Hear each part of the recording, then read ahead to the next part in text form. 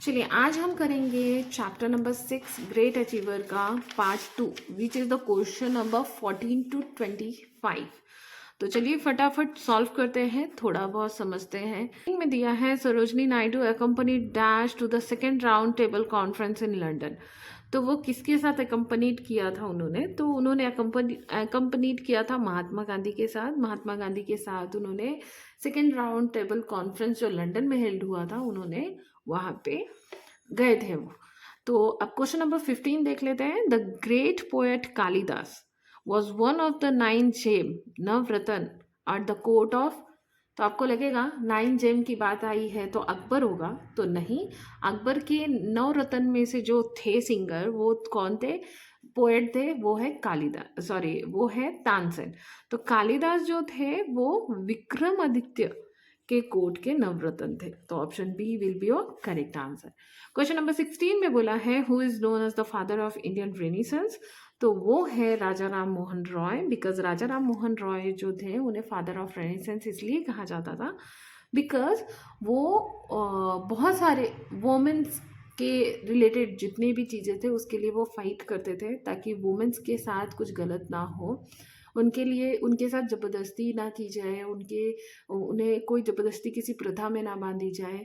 इसकी वजह से वो जैसे हो गई सती हो गई, या फिर मान लीजिए एजुकेशन हो गया, या कम उम्र में शादी हो गई, तो चाइल्ड मैरिज सिस्टम, ये सारे चीज़ों के विरुद्ध में थे राजा राम मोहन रॉय को, इसीलिए फादर ऑफ रेनेसेंस भी कहा जाता है। तो आपको बता दूं रेनेसेंस का मतलब एक तरीके से भरोसा भी होता है। चलिए क्वेश्चन नंबर 17 देख लेते हैं। Raga dash was composed by Tansen. तो मैंने आपको कहा था रागा, कौन सा रागा है जो, मैंने 2 राग के बारे में कहा था जो तानसेन ने कंपोज किया था। तो यहाँ पे ऑप्शन है Malhar, Bhopali, Bhairavi, both B and, Bhairavi and both B and C. तो इसका सही आंसर होगा मल्हार, क्योंकि मैंने आपको बताया था थोड़ी देर पहले कि मल्हार एक ऐसा राग है जिससे बारिश तक आ जाती है जब तानसेन इसे मतलब गाते हैं।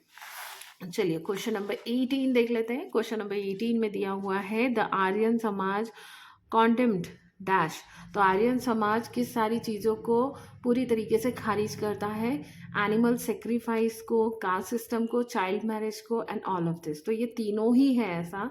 तो इसके फाउंडर है दयानंद सरस्वती एंड वो उन्होंने इसे फाउंड किया था एंड उन्होंने आर्यन समाज ऐसा बनाया था जिसमें ये पूरी तरीके से खारिज थी कि एनिमल्स को सेक्रीफाइस नहीं किया जाएगा, कोई कास्ट सिस्टम नहीं होगी और चाइल्ड मैरिज तो नहीं होगी। तो ऑल ऑफ दिस इसका आंसर होगा। क्वेश्चन नंबर 19 में बोला है select the incorrect statement about the Rabindranath Tagore. तो रविंद्रनाथ टैगोर के बारे में कौन सा इनकरेक्ट स्टेटमेंट है, आपको उसे टिक मार्क करना है। ए में बोला है he was the son of Devendranath Tagore and Sharada Devi. तो जी हाँ, देवेंद्रनाथ टैगोर और शारदा देवी के वो बेटे थे।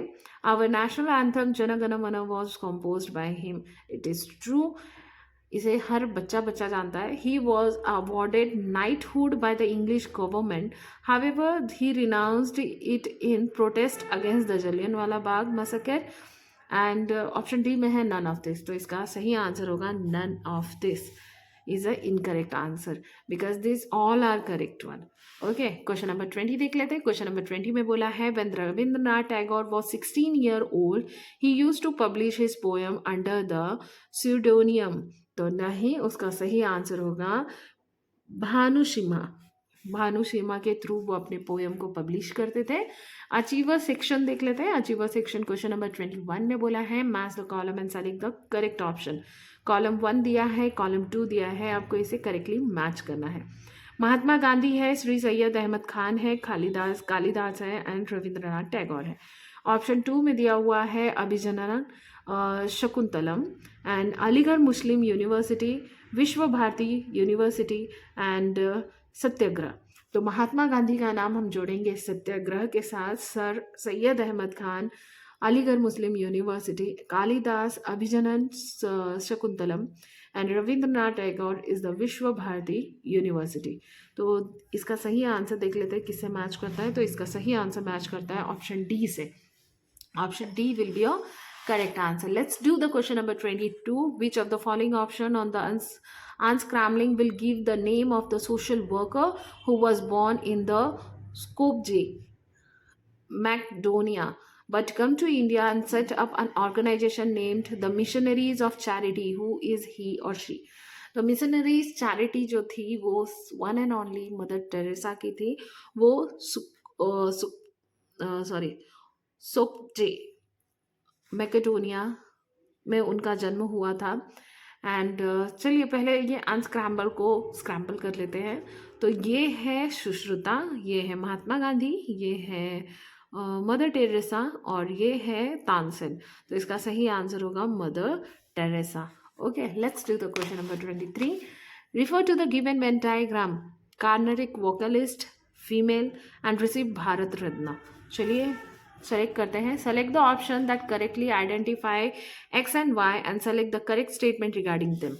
X can be MS Subbulakshmi who was born in Madurai. तो वो कर्नाटिक वोकलिस्ट भी थी. Y is Mother Teresa who also receive the मग्यसे award, female. Okay, Y, या इट रिलेट.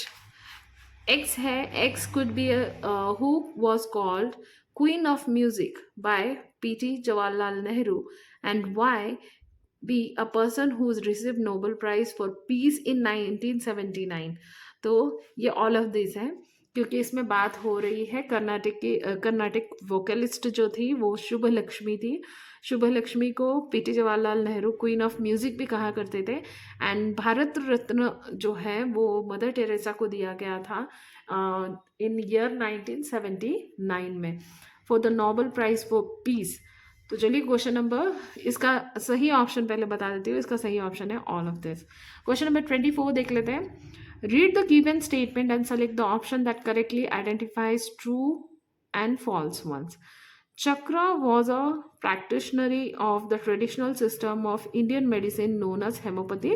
नहीं, ये नहीं है सही क्योंकि चक्र was a practitioner of the traditional system of Indian medicine known as Ayurvedic होगा यहाँ पे. तो यहाँ पे ये फॉल्स है. The play named Abhijnanashakuntalam based on the event and character taken from the Mahabharata, who was famous work of Kalidas. तो ये ट्रू है. ओके, चलिए ऑप्शन नंबर 3 देख लेते हैं. ऑप्शन नंबर 3 में बोला है, it is said that when the Tansen sang raga Deepak the lamp in the royal court would light up.